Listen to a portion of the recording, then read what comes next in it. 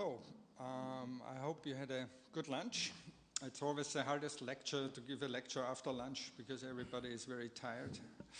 So I want to give you a brief introduction to the Danube University because I want to introduce to you the institution that is basically participating in the Astro project. And what you see here, this is the, is this a? This is the campus of the Danube University in Krems. When you look from above, it looks like that. That's the modern part of it, and that's the old part of it. It was a tobacco industry, and it was now combined, the new and the old building. Here we have a research lab where we do some research, which I will show to you. And this is the whole campus. And down here, it's not yet built on this picture. But this, we have now also a new university, a medical university that is here.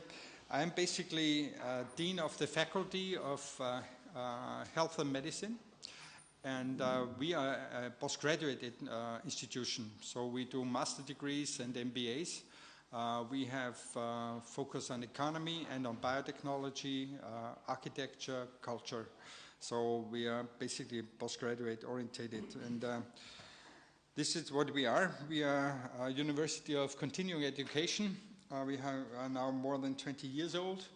And for lifelong learning, as I just started at the beginning at my introduction.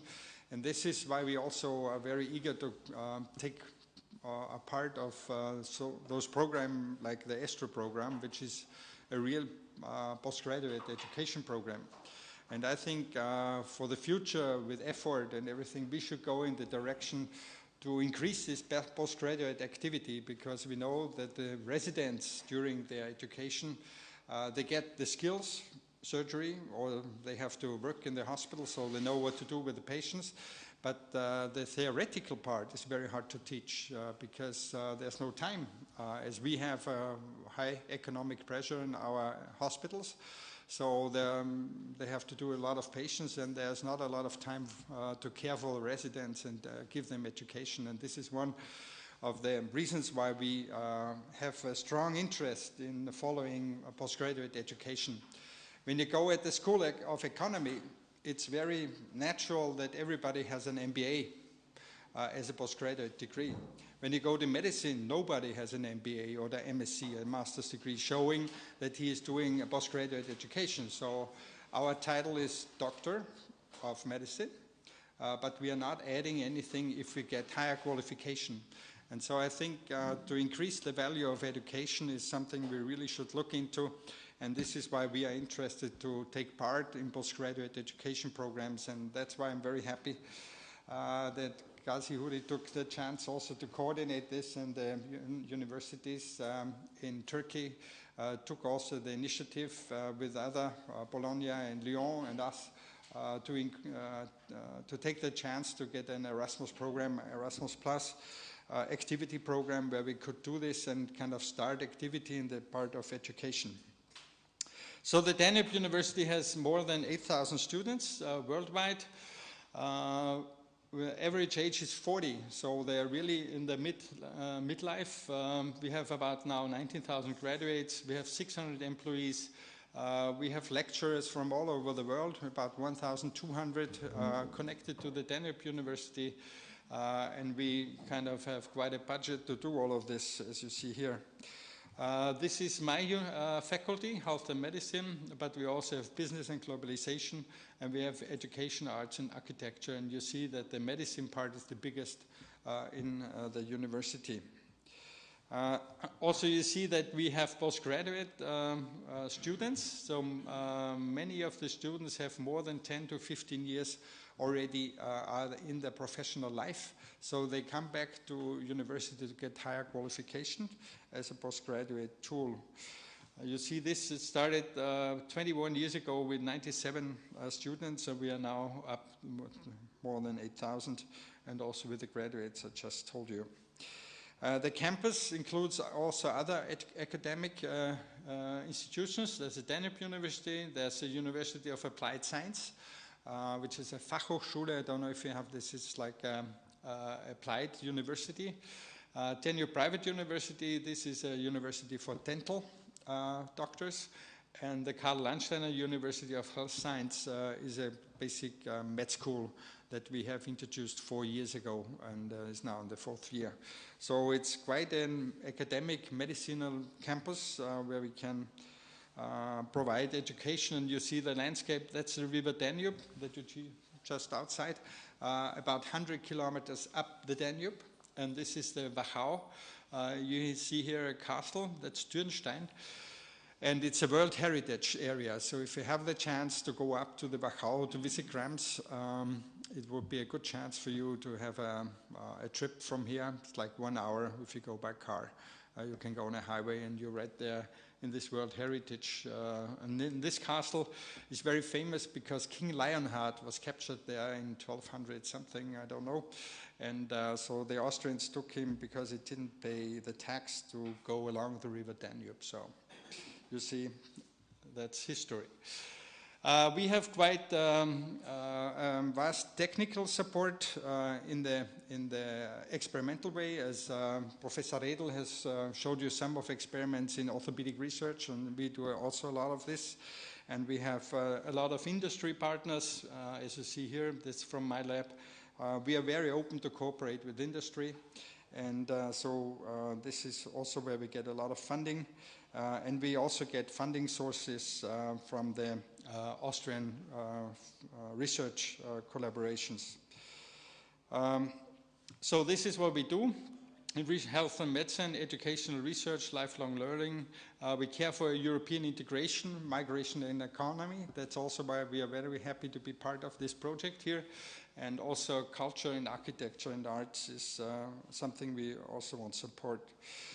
We do regenerative medicine. My institution is called Center of Regenerative Medicine and Orthopedic, where we do research. We take care of bone and cartilage defects or research, but we also have a group that does care about extracorporeal therapies, blood substitution therapies, organ failures. So my part is more the tissue, and a colleague of mine is more the organ failure. I take care of tissue failures, cartilage failure, bone failure, meniscus, discus. That's what we are doing.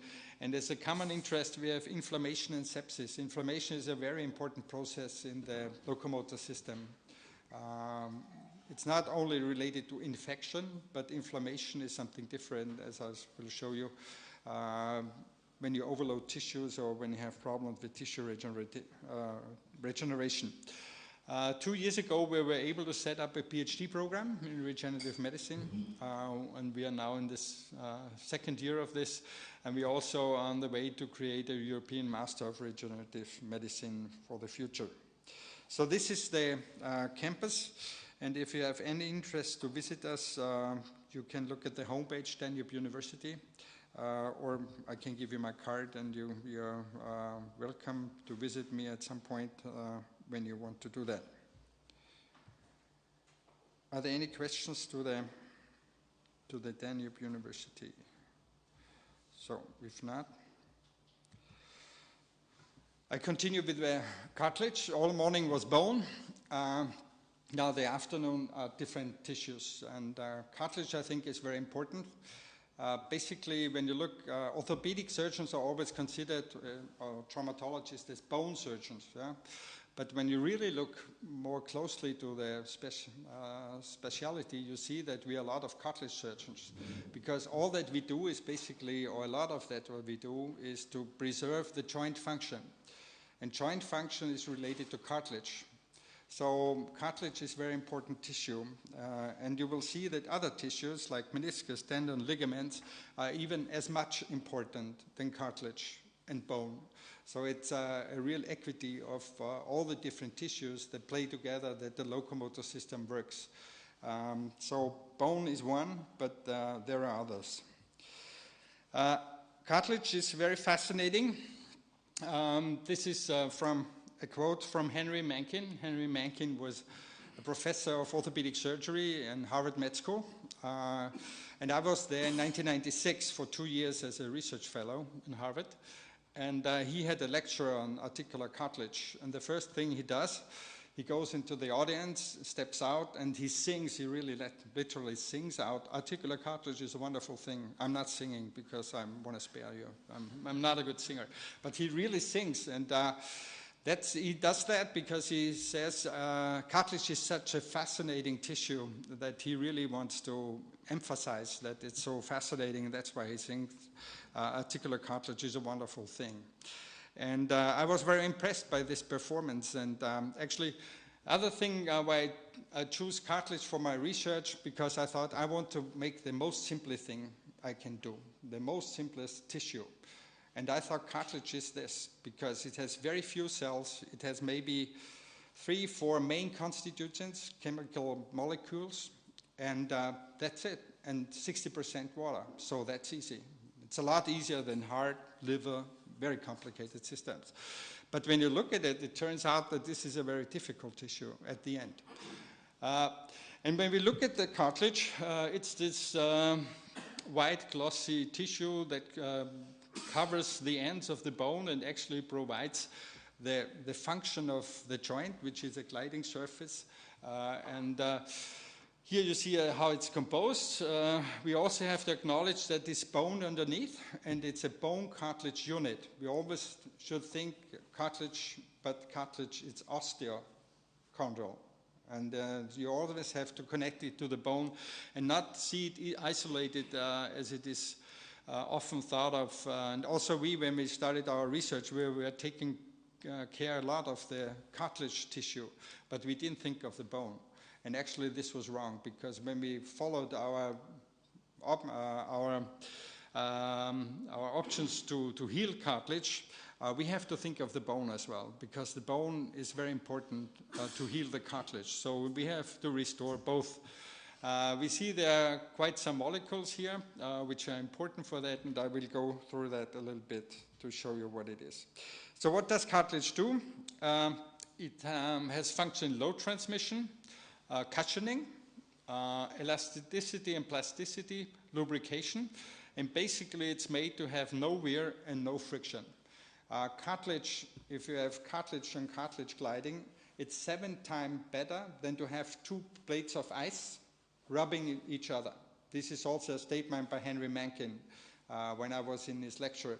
So the coefficient of friction is possibly not really measurable. It's very, very low. And so it should actually work without wear the whole life and show no friction. The problem is that we are moving, that we have sports, that we have injuries, that we eat too much because we get overweight, so we load too much, and some of us have X legs or genovalgum, we have dysplasia, some of our anatomy is not working, as we see in the patellofemoral joint. The patellofemoral joint is the place with the most variety of anatomy we have. So it's very different in each of us. So there are a lot of overloads and stresses in these joints, and this is why cartilage doesn't work all the way through life. So we have to acknowledge that. So I just mentioned there are few cells. There's some matrix, 20 to 40%. Collagen, proteoglycans, and some proteins, specific proteins, and water, a lot of water, 60 to 80% in a very young, and it decreases down to 50% as we get older by time. It has no vasculature, no vessels, no nerves, so it's a very easy tissue, as I told you at the beginning. But this is also the problem of the tissue, because if you have few cells, very few cells, 5% cells, and they have a defect in this, you have very few cells who can do the job to repair that. So if you have a muscle injury, a lot of cells. If you have a liver injury, you can remove, I think, 2/3 of your liver without having real problems. Yeah? So this, and it even regrows, so it's not a real problem. A lot of mitotic activity in here, but the chondrocytes not. And chondrocytes are really lazy guys. They are really lazy. They do nothing. Very few matrix production. They sit around. They have no vasculature. They have not a lot of communication. So they are very isolated. They have a kind of splendid isolation, as Henry Mencken was saying in his lecture. So it's a very boring cell, actually. It's not doing a lot. And this is the problem, because when it gets injured, There's no cell who really are very active to produce something. As a bone, if you break your bone, you have a hematoma, you have a lot of cells coming in, you have vasculature immediately building, you have all the stem cells coming in from the bone marrow just right next in the bone. So there's no problem about cells in the bone, and that's why bone heals very, very, very fast. You just put a plaster on, do the reduction, have it in the right position, and wait for 4 to 6 weeks, and then you see already bridges, and then you can, after maybe 6, 8, 10 weeks, you can walk on it again. And if you put a rod in it or plate it, you're even faster. So bone is no problem. There was a quote from a professor from Harvard. He said about bone, tissue engineering in bone, we don't need tissue engineering in bone. It heals anyway. This was his first, Mel Glimcher was that many, many years ago. Now we know that we need some tissue engineering in bone as well. But bone is healing very fast, cartilage not at all. So this is the structure. We have a structure which is from collagen.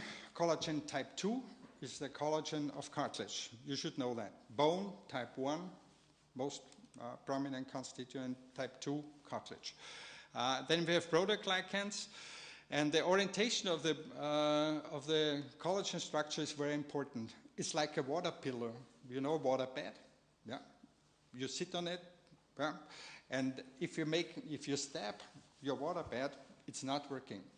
So the same thing is with the cartilage. If you stab the cartilage, even small fissures, it doesn't work anymore. The biomechanics is gone because this cushioning effect is gone.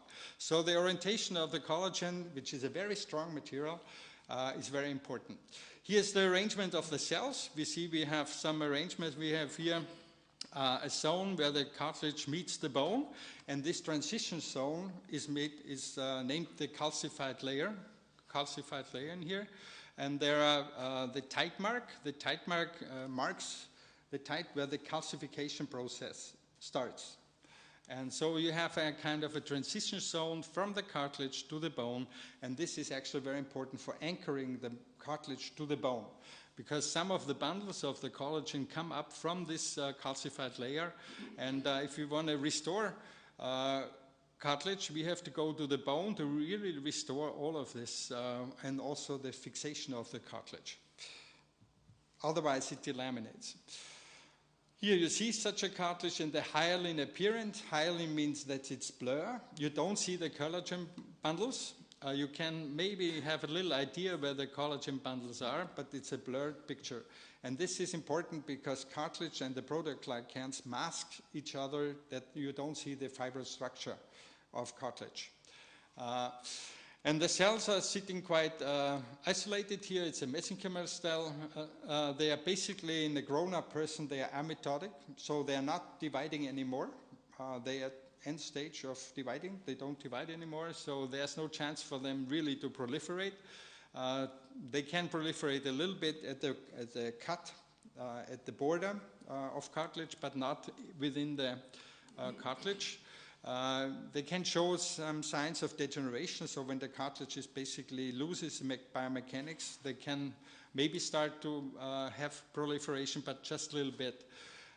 Diffusion, they live by diffusion, so they are not really connected to the blood system, just indirectly. The cartilage, as we walk, we press the cartilage, and then we produce some diffusion, some movement of fluids in the cartilage, and this is how cartilage is getting nutrients, and also all the things which have to be released from the cartilage are transported away. So it's also very, very slow moving. And they produce, of course, some matrix synthesis, mostly around their chondrons, as you see here, as they stay here in groups, and they can arrange the matrix they have around them, and the metalloproteases, which are collagen cutters, basically enzymes, are made to basically remodel the cartilage. And we know that this metalloproteases, collagenases, have a very prominent role in the degradation later on, because the chondrocyte is the only cell that really can produce matrix, but also can degenerate the matrix. So chondrocytes can make cartilage, but they also can degrade cartilage. And that's the problem when the bioactivity of a chondrocyte shifts from the anabolic production of matrix to the enzymatic degradation of collagen, then they get a destroyer of cartilage. And that's the problem if we look at osteoarthritis. Then the biochemical background changes from an anabolic system to a catabolic system of the chondrocytes. And that's also a problem with cartilage, that they are not only few cells, but also these cells have to be happy to really repair or regenerate or keep the cartilage at the level it is. When they get catabolic, they destroy or degenerate their own cartilage. So that's a little bit of introduction to the chondrocyte. Now the composition of cartilage is collagen type 2, 90% is type 2 collagen. Then there are some other collagens that we find around the cell that we find as a connector of the different collagen bundles. We know proteoglycans, aggrecan, very big molecules and smaller molecules who play an important role in the biochemistry of the cartilage. And then there are some non-collagen proteins, anchorin, chondronectin, link protein, and others that help the cartilage to maintain the shape and function. And also hyaluronan. Hyaluronan is within the joint. It's the main constituent of the fluid in the joint, but it also is in the cartilage as part of the architecture. And here you see the hyaluronic acid. This is this chain here. And along the hyaluronic acid chains, there are the big molecules sitting, the proteoglycans that are kind of forming these big molecules. You also see here the banded molecules. This is collagen. Collagen appears banded in the electron microscopy. This is because it has a repeating structure of amino acids which kind of repeat so they make a different pattern of collagen bundles as you see it here. This is how collagen is made. It's actually a triple helix of amino acids which have a special sequence and they form a collagen molecule. And you see here the molecules are staggered each other. They are kind of overlay. And then this staggering meets to the pattern of the stripes that you see here in the whole fibril, in the collagen fibril. And this architecture of collagen is very important for the strength of collagen, that it really does the job of holding this whole thing together and being basically the structure of the cartilage where the proteoglycans are kept in. And the proteoglycans are therefore attracting the water because they keep the water within this collagen. And this is why the water bed works, that we can walk on it, basically. Here you see again this proteoglycans. They consist of chondroitin, keratin, dermatin sulfate. You maybe chondroitin sulfate, you will know, probably you can eat that to maintain your cartilage or to support your cartilage as a nutrient. It's very much discussed if this works or it doesn't work. But actually, it's for one, it's sure that it doesn't really harm. And basically, it can help to maintain the cartilage, but also two other effects it has. It has some anti-inflammatory reaction as well. So it's quite okay to give that. Then there's hyaluronan, as you see it here, and the link protein, which connects these chains here, and also the proteoglycans. And in between those molecules here, the water is kept. So the water is tightened to the molecules and cannot leave the cartilage. So we have this water pillow effect. And this is how it's constituted. The whole thing is built together. We know here these microvesicles building a very important structure or function when they extrude the parts and bits of the cartilage. So collagen fibrils are released, proteoglycans are released, and then they are assembled outside to form this cartilage. And that cartilage really works. It has to have the very distinct architecture, and this architecture is a nano architecture. It's within the molecules, so it's very hard to restore something which is so finely structured in a nanostructure, and this is why it's not easy to restore cartilage or regenerate cartilage, or why cartilage repair or regeneration fails very often. Because this process of having the cell producing the right constituents like collagen, proteoglycans, and they have to assemble outside to form the right tissue. And that's the problem about healing or regenerating cartilage. You see it here, how it assembles, and then how it looks in the electron microscopy. And this is the function of cartilage, that you have these collagen bundles having the structure. Then you have the proteoglycans inside this structure, and the proteoglycans maintain the water. And then on this elastic water pillow, you put some pressure on it, and the water extrudes on the surface. There are some surface molecules that help the water to stay there, and so you have a lubrication film from water. We are actually walking on water. Yeah? That's our gliding system is water as we walk on cartilage. And this is when you load and unload, you see that it's going like that. That's a micro movement, but it really squeezes the cartilage, and this is also how the cartilage performs diffusion, and the cells within this construct get nutrients from this walking on cartilage. So it's very important for the cartilage to be loaded and unloaded. So if you have a cyclic loading, like when we walk from one leg to the other, we compress our cartilage, and we basically bump the nutrients into our cartilage and move the nutrients in our cartilage. So movement is very important. It's a very important concept to maintain the cartilage. Yeah, and there are some biomechanical models. We are now working on computer models to simulate cartilage in a finite element structure. This goes very deep into mathematic fractal analysis of this whole thing, and I think this is probably too much of mathematics to go into that. But the main concept is that we can load cartilage, then we press some water to the surface, the cartilage gets thinner a little bit, and the main message is also that this process has limits. So for some time we can load or unload, and then we squeeze the water and we have a good lubrication. But if we do this for too long time, this doesn't work anymore, because we have squeezed all the possible water out of the cartilage. If we stand for long, I don't know if you have the experience, if you have to stand somewhere for hours, yeah, you will feel after 2-3 hours, you start to get some pain in your joints. Yeah?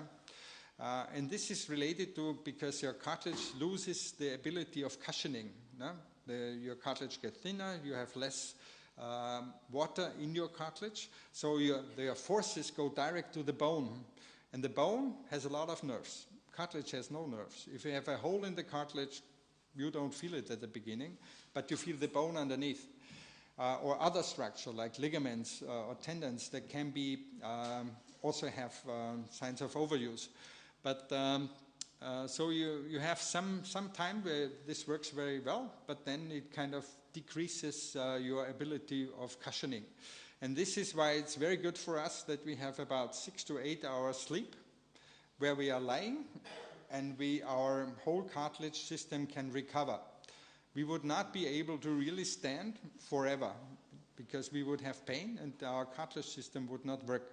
So we are better off if you sleep 6 to 8 hours. Probably, I don't know if you sleep 6 to 8 hours in Vienna during the next days. I don't know. Probably not. So be aware of your cartilage. Yeah. Okay. But there are a lot of, this is very simple, but we are now more in computer modeling of this. But I think it's also very good showing this. First, this is by a guy called Moe, 1991, where he introduced this biphasic model of cartilage being on one hand molecules and on the other side water. And this water molecules interaction of water with molecules is basically the background of the biomechanics. And this is related to the atomic molecular structure of this whole system. Yeah? If this is not structured to the anatomic, to the molecular force, to the molecular structure, this doesn't work. This is the key message I want to give you. That's why it's not easy to really restore cartilage. And when you look at that, this is a cartilage defect. Had kind of abrasion 1 year before. Abrasion arthroplasty, I don't know if you're familiar with that. This was introduced by Lenny Johnson, and he was debriding the cartilage like we do now, debridement and microfracture, and he did just with a shaver to drill, remove the surface. This was abrasion arthroplasty. And this is all the healing you see after 1 year. Yeah? You see there's a defect, you still can see the defect, and you see that it's not at all looking the same way the rest of the joint. You see there's no osteoarthritis in this joint. It's a very smooth, shiny white surface. And here you see the cartilage defect, and this is filled with fibrous tissue. So no repair, insufficient repair. And this is due to lack of specific cells. There are not enough chondrocytes. They are doing the job. Chondrocytes are very lazy, as we have learned. There's no structure there. There's no callus formation like we have in bone. There's no stimulus of really forming cartilage. The scarring of the defect is a lot faster. As we have scars, when we have a wound, we very rapidly close the wound. Within 2 weeks, you have kind of a scar over your wound that you had. Or maybe 3-4 weeks, then it's even mechanical stable. Yeah? And here you also see a scarring process, which is very rapid because fibroblasts grow very fast and they build scar. And the chondrocytes are lazy. Yeah? They are very slow. So they cannot produce cartilage before the scarring sets in. So basically, the scarring is the enemy of cartilage formation at one point. So we have to be aware that we are not having too many fibroblasts coming there and just closing a wound with insufficient material. But this is what's happening there. No? You see insufficient tissue there. You see repair instead of regeneration. So you see the surface there, some surface there, but this is insufficient. It's a repair. It's not a regeneration. Or when you see one of our animal models, this is a pure chondral defect. You see the subchondral bone is intact, no bleeding from the subchondral bone, not a lot of healing, just a little fibrous tissue. Or this is from Henry Mencken, I think in the early 60s. This is a cut made by a razor blade, by a scalpel. And these cuts are just chondral. As you see down here is the bone, here's the cartilage layer, just cuts in the cartilage layer, no bleeding. Yeah? And this is 1 year after. 1 year after. No healing at all, nothing. Yeah? And that's very impressive that you have a tissue that can't heal by itself. The only thing that can be happening is, this is the same situation, when you have bleeding from the subchondral bone. When you have bleeding from the subchondral bone, you have all the healing cascades that can happen, and you get a lot of fibrous tissue. So easily formed fibrous tissue, you see here's the cartilage, and this is fibrous tissue, and this is basically the same. This is a material from this defect here, from the border. You see here the normal cartilage, and next to it the fibrous tissue. And this is the fibrous tissue. This staining is for type 2 collagen. It's immunohistochemistry for type 2. So type 2 is brown. We see the adjacent cartilage is brown, so type 2 collagen. But when we look at this, this is just scar tissue, no cartilage at all. It doesn't resemble cartilage. And you see already that it's spreading up there, that it's mechanical incompetent. And that's a problem about cartilage repair. And if we have a defect like that, maybe a small defect that can be shouldered, and there's not a lot of reaction. We know that we have cartilage defects to a very high degree, which are not symptomatic, which are asymptomatic, no pain, because they are small and they are not really producing force to the subchondral bone. But when they are bigger, they get tangential forces and they start to increase, to become bigger, because the forces come to the subchondral bone, and the cartilage edges here are rubbed away, and the defect gets bigger and bigger and gets into osteoarthritis. We don't know yet where is the difference between here and here, because, for instance, for a defect to do microfracture, if you do microfracture, you induce scarring or building of insufficient tissue in the defect, which might be enough if I have a small defect like that. But if I have a defect like that, that's not enough tissue. the quality of the tissue is not good enough to maintain. And so for the cartilage defect to progress or not to progress, it's important to think about the location, where it is. Is it like in the patellofemoral joint? Is it on the condyle? Is it somewhere in a not so loaded area? The size, we know that there's a difference between those two in the long term, and we think this is about 1 to 2 square centimeters. This can happen, no progression. More than 2 square centimeters, we think it's for sure progression of the defect by time. And less than 1 centimeter square, there's no progression at all. So that's kind of a rule of thumb. Joint alignment is important. If I have genu valgum or varum activity, if I'm an active sportsman running marathons every weekend, I have a problem by the long time. Age. Our cartilage gets thinner by age. We decrease cartilage thickness by age. Even if we stay healthy, our cartilage decreases about half the thickness by age, just by aging. No pathology, no OA, nothing. Just decrease of water content. We get less cartilage thickness. And the genome, of course. Genome is important also for the quality of the collagen we produce. Because there are different qualities of cartilage or collagen production, how exact our cells are in producing collagens. And if there are small failures in this construct of the triple helix with the amino acids, we can have a problem. And if we have a problem, this is normal. We get degradation, our collagen bundles rupture up here, it fissures, it gets soft. For the first time, then it fissures, and then by rubbing or increasing our coefficient of friction on this surface as opposed to this, pieces of this falling out, and we go into OA and lose the cartilage at the end. And this is kind of a cycle where we have different loadings. We have probably defect in the cartilage. We don't use our joints so much, so we don't have this diffusion helping our chondrocytes, aging, remodeling of the changes in the subchondral bone. So there are some things going on which kind of perpetuates the decreased cartilage or cartilage degeneration. And as we degenerate our cartilage, this is what you see. This is the staining is safranin O staining. Orange or red is the proteoglycans. And this is healthy cartilage. So we see proteoglycans throughout the cartilage, and proteoglycans bind all the water. So if we go on and we lose proteoglycans here because we see some small fissures up here, the collagen at the top is breaking. We have a molecule on the top here, it's called lubricin. Lubricin is very important to keep the water on the cartilage. So it binds and is actually also a target of new treatment options for OA. And here you also see cliffs down in the cartilage, and you get less proteoglycans, and here you see there are just few proteoglycans in here. So this is a progression of losing the proteoglycans, destroy of your collagen bundles and your collagen structure, and this leads into OA.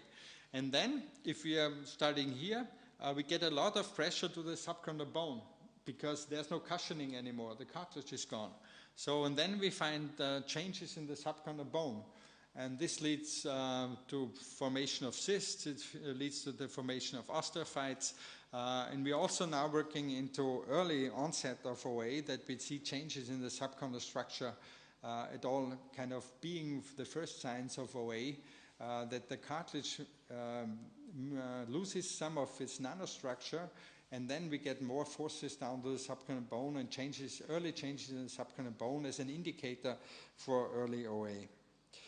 So subchondral bone changes, articular cartilage progressive degeneration, and synovial membrane. And this is also the important factor, that synovial membrane, here is where the inflammation comes in. So we see a change in the biological system, changing from the anabolic system to the catabolic system. Inflammatory increases and induces catabolic systems, and that's why the chondrocytes by itself then starts to to stop to produce matrix, and on top of that to produce like metalloproteases as a catabolic enzymes that decrease the cartilage.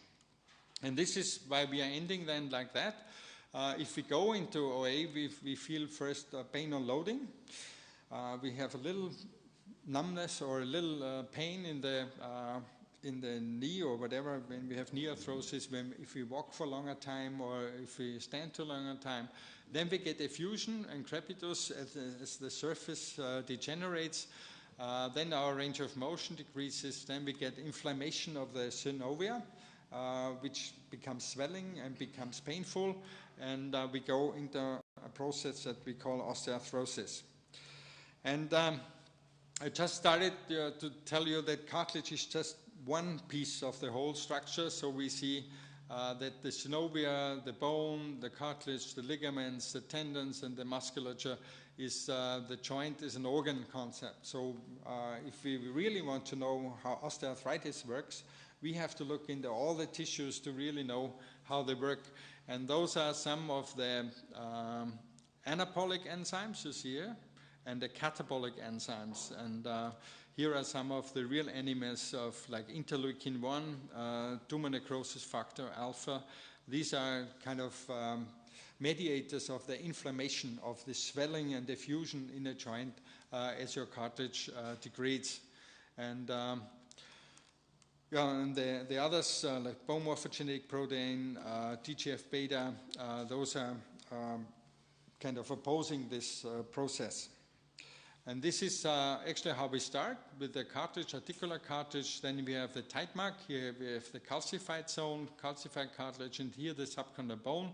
And you get disruptions of this system by building of clefts and fibrillation and fissures.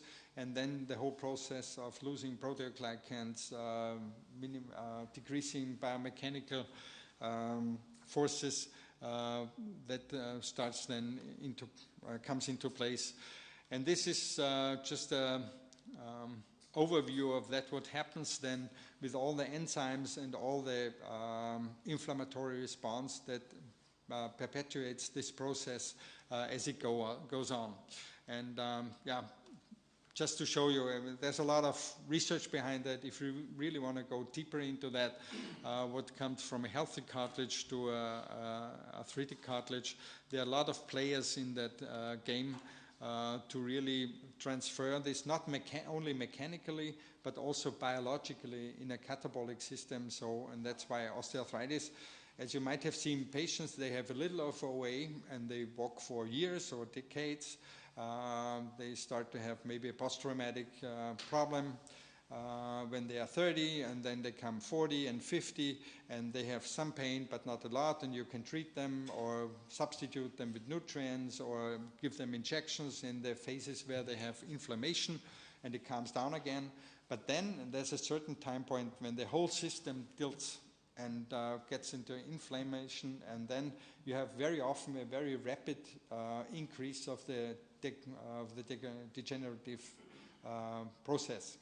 So it's a plateau in osteoarthritis, and then you really can have kind of a point of no return when all those factors in the joint increase, and the cartilage, the chondrocyte itself, starts to degenerate or enzymatically digest their own cartilage.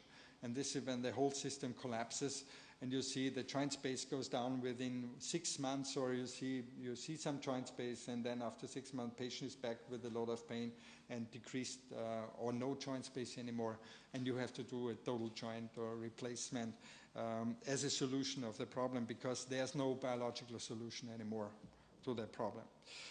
So when we see the forces, how can this process be induced? We see that if we do different activities, we have different times of body weight in our knee, for instance, or like here, if we do movements like that, or if we have high loading on that, we see that we can have in the patellofemoral joint up to 6-8 times body weight. That's a lot of force.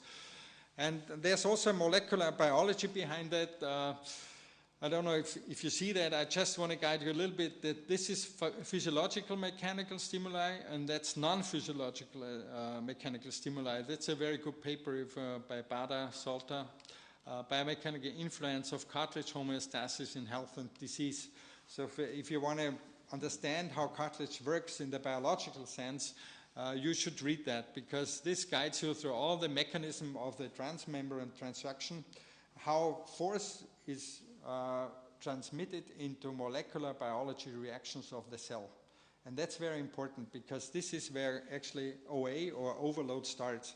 So it's not only a mechanical wear that, as we understand mechanics, it's also a biological problem of the cells. Then when it sees too much of forces, we can lead into cartilage damage. As you see here, activations of MMPs, those are the metalloproteases, those are the catabolic enzymes that come up.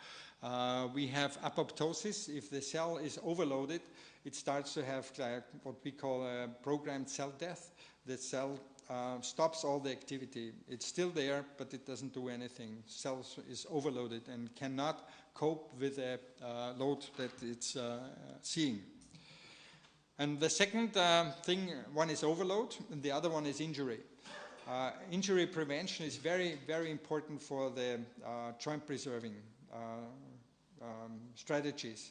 So every injury, if you have a cartilage damage, you can be that you don't feel it. You have maybe a couple of days a swollen knee, and then you have a cartilage defect, and maybe 5 years, 10 years down the line, you come back and see that your cartilage is starting to degrading.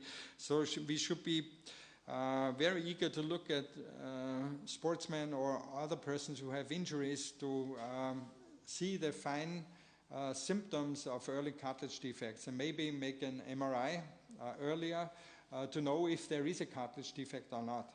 And even if you can counsel the patient and say you should stop this sport or that sport or doing other sports, not go running, maybe go cycling, that's a very easy advice. But sometimes it's very helpful for the long run of the patient developing a chronic cartilage defect. And if you look at arthroscopy, this patient was scoped because he had a torn meniscus.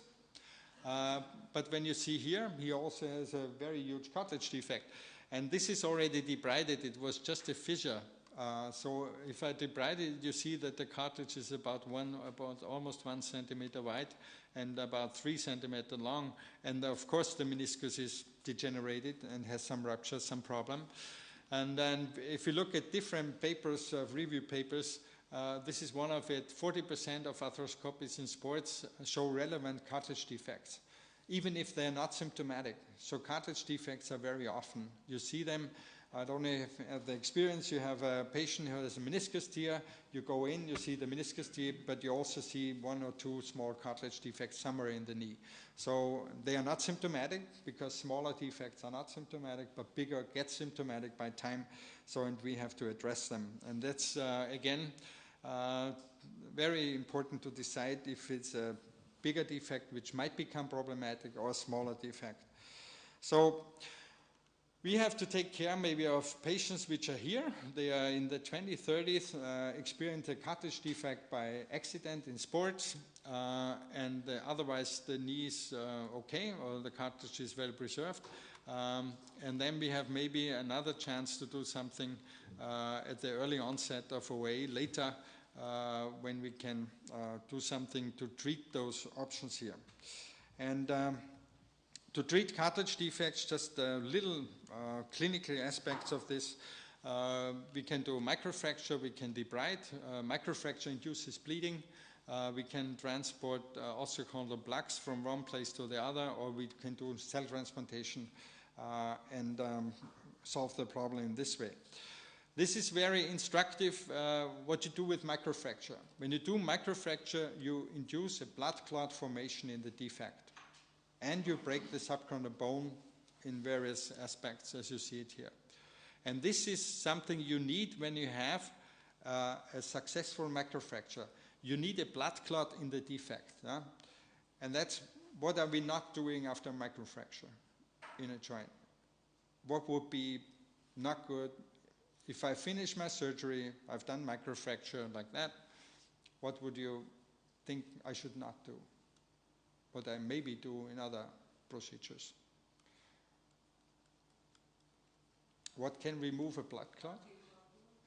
Anticoagulant, yeah, we need this for other reasons, but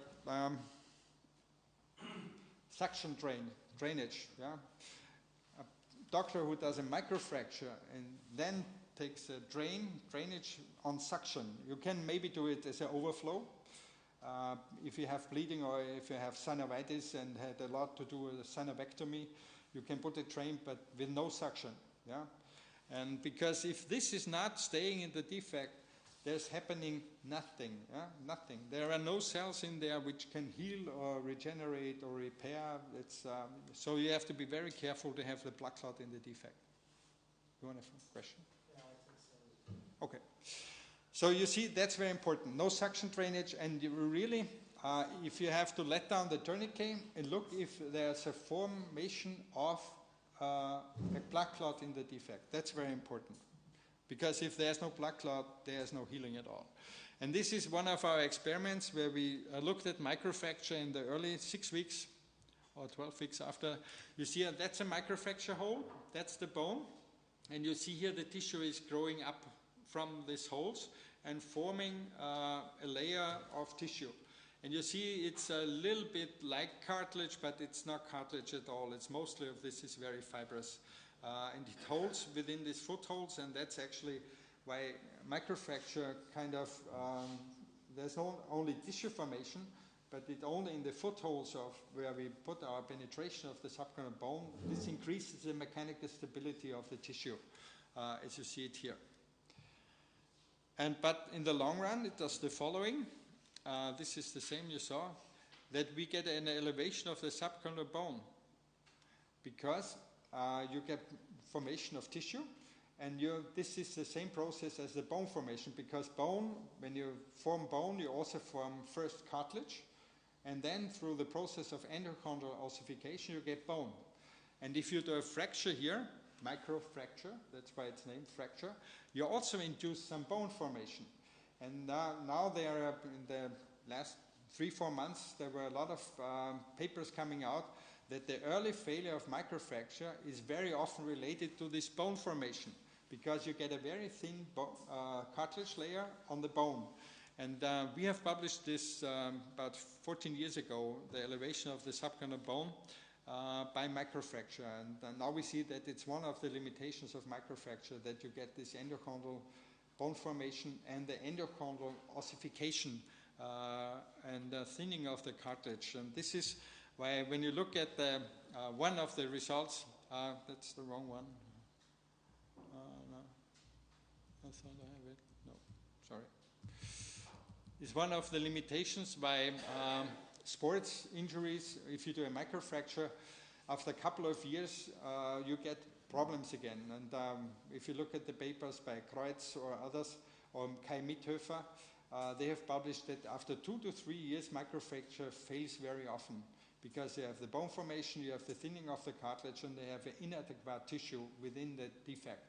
And that's one of the problems why your microfracture is not surviving in the long run in bigger defects. So our recommendation is, if you have a defect that is up to 2 square centimeters, microfracture can be enough with a not so good tissue.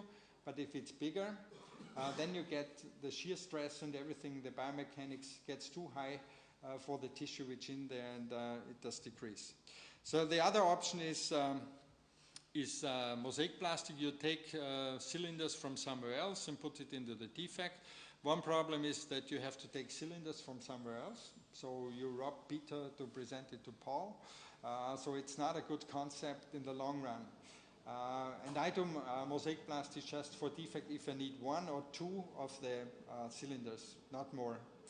Because if you take 6 or 7 of the cylinders, basically you lose a lot of your knee. And like one patient here, you see this big OCD, osteochondral defect. You see it's going down to the subchondral bone. You have a large osteonecrotic area behind that. And so we took a cylinder and put the cylinder in here. So here it looks very nice, but look up here, that's not so good. And the second thing is it's not always possible to really address the curvature of the cartilage in the same way, because you have to, the cylinders have to be very good orientated, otherwise you get a problem.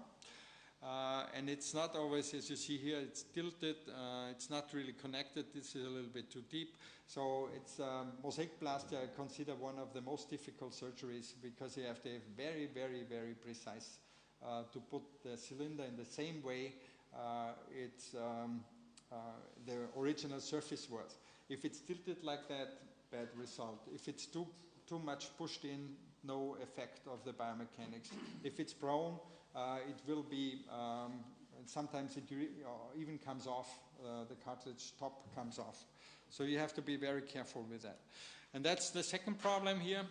You see that this is the plaque, the bone has healed, and you see there's a different thickness of the plaque to the adjacent cartilage.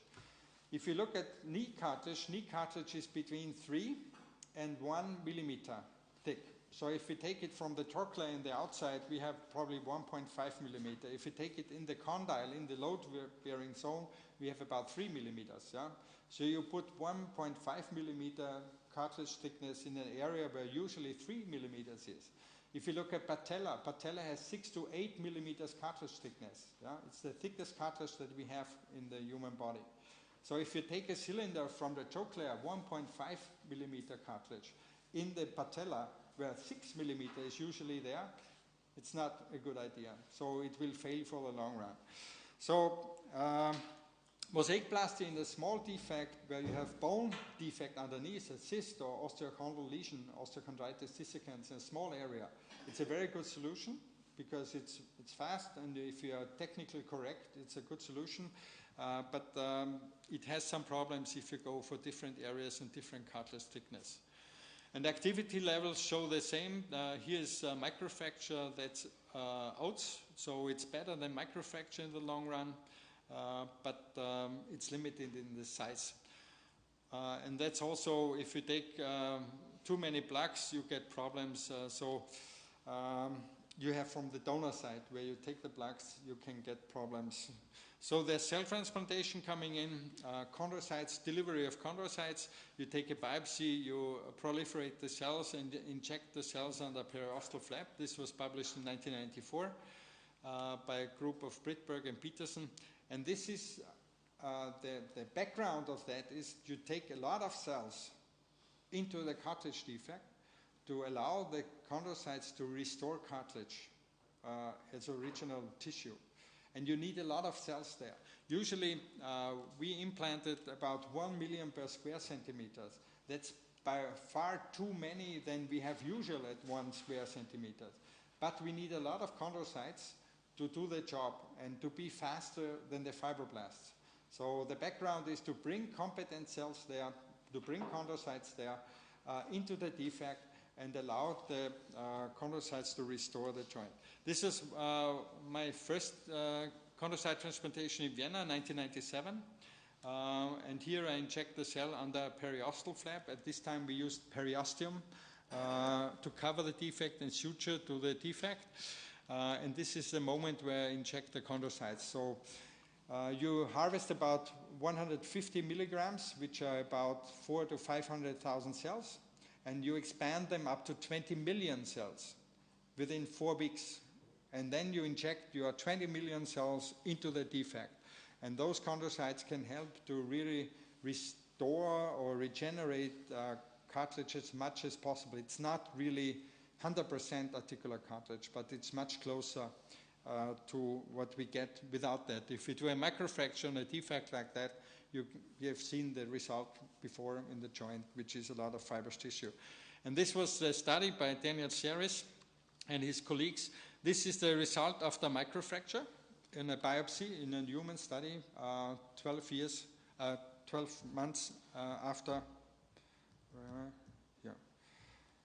12 months after the surgery. And this is what you get after chondrocyte transplantation.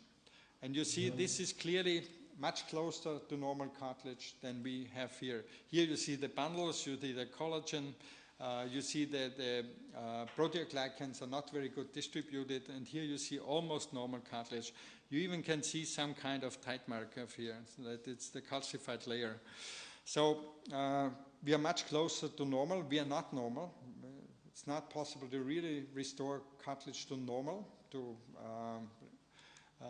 completely regenerate, but we can be much closer than without that. And also clinically it reflects, those are 5 years results. This is a microfracture in the KOOS score, overall KOOS, and this is the cell group. So we see that after a couple of months we are better than microfracture, and we stay there up to 5 years. The problem with the periosteum, you have to harvest the periosteum. That's sometimes very difficult. So this is where tissue engineering comes into place, where we use cells, matrix, and the product, as you just heard the lecture before by the webcast here.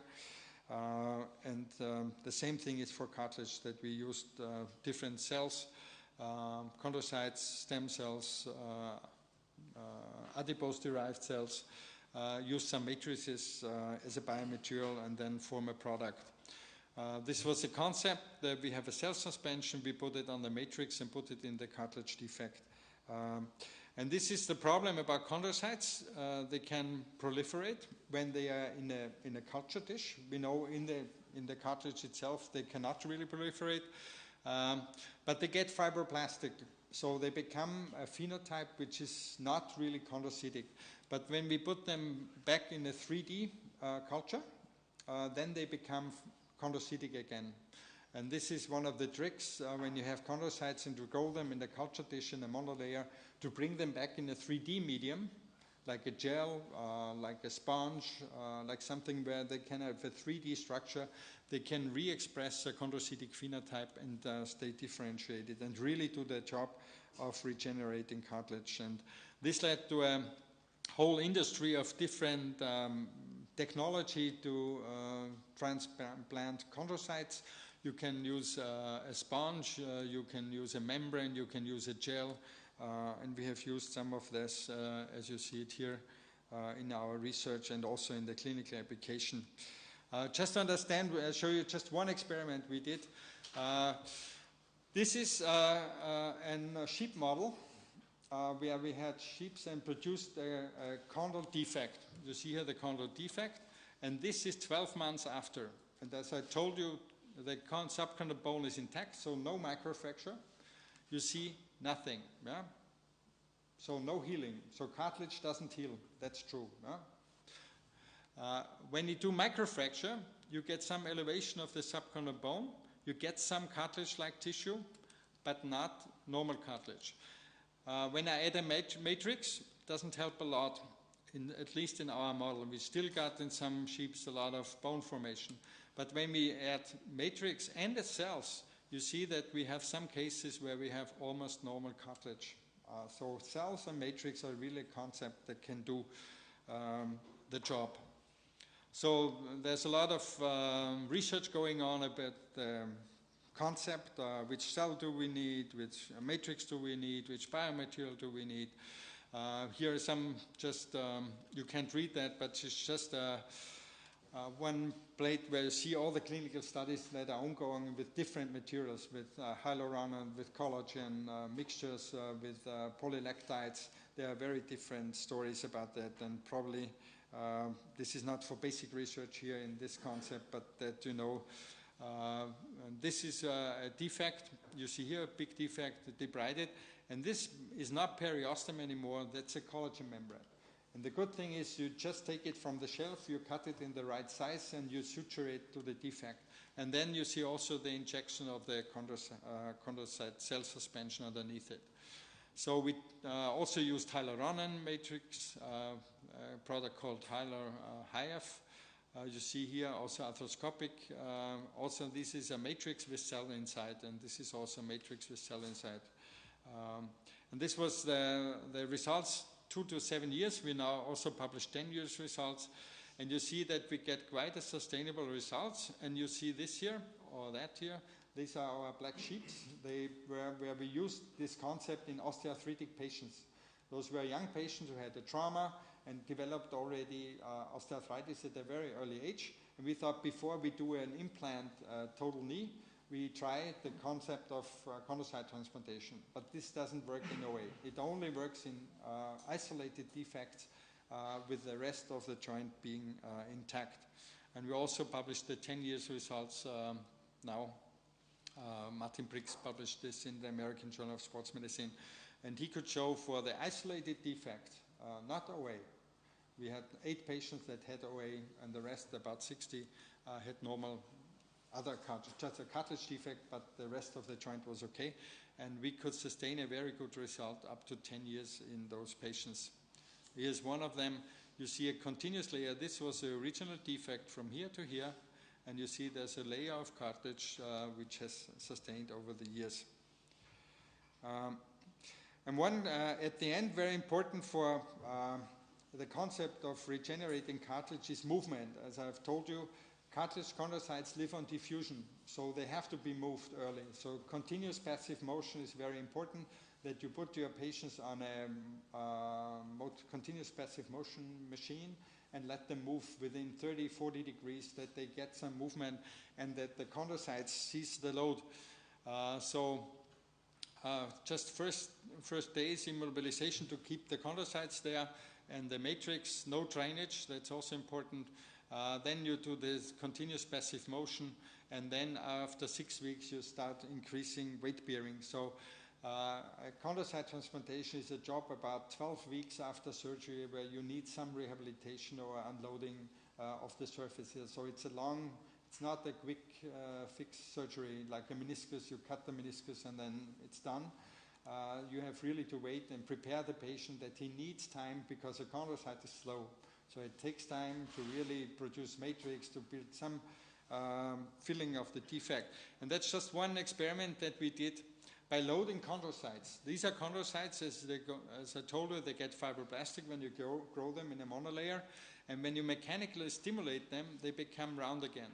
So that's very important for a chondrocyte transplantation, that they see early load, but not load by putting your load on it. Just movement is enough to get muscle loads through the joint and get the right stimulus to the cells. And we also could show this in our analysis of the cells, that you have type 2 collagen very high after 4 days of this mechanical stimulation of the chondrocytes, even in vitro, in the lab. So it's very important for the cells to maintain the chondrocytic phenotype. And this is the chart that we are using for our patients, that they get continuous passive motion, they get weight bearing, and it takes about 12 months to return them to sports. So they know that they have a long way to go. So as a summary, articular cartilage is a wonderful thing. I hope you agree with me. Cartilage heals insufficient for various reasons, as we have discussed. Symptomatic cartilage defect need treatment, only symptomatic. If you have a cartilage defect with no symptoms at all, small defect, we are not at the state at the moment that we do something to a cartilage defect that is not symptomatic. Microfracture and OCD are problematic because limited of resource, because you can just take 1, 3, maybe 3 cylinders, maybe 2. And microfracture produces insufficient tissue for the long run. And autologous chondrocyte transplantation with or without biomaterial can regenerate articular cartilage, not to normal, but very close. And these are the implants I have used. That's a periosteum flap, that's a collagen, that's a PLA polylactide, that's a hyaluronan, and that's a fibrin tissue. So we use different matrices and the future will be, we are working now a lot on stem cells, we're working on platelet-derived products and other things in research which might increase the chondrocyte or cartilage healing. So, thank you.